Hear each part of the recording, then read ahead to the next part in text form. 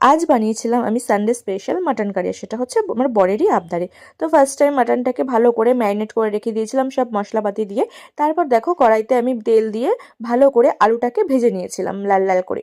তো তারপরে তেল দিয়ে তার মধ্যে দেখো এই যে মাটনটাকে দিয়ে দিয়েছিলাম ম্যারিনেট করা। তো দেখো এদিকে ভালো করে কষিয়ে নিয়েছি, অনেকক্ষণ কষানোর পর তারপরে আমি ভাজা আলুগুলোকে দিয়ে দিয়েছি। আর এই যে দেখো চর্বিটা, এই চর্বিটা হচ্ছে আমার বরের খুব পছন্দ। তারপরে এই মটন কষাটাকে নামিয়ে রেখেছিলাম। তারপরে দেখো এই যে প্রেসারে দেবো, আর আমার বরকে বললাম যে তুমি প্রেসার কুকারটা আটকে একবার ওভেনে বসিয়ে দাও। দেখো আমি যে পারি না সেটা নয়, আমিও পারি।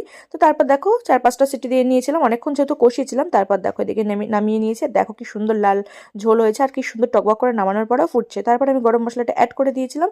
আর দেখো এই যে কি সুন্দর লাগছে, আর যেমনি দেখতে লাগছে তেমনি হচ্ছে খেতে হয়েছিল।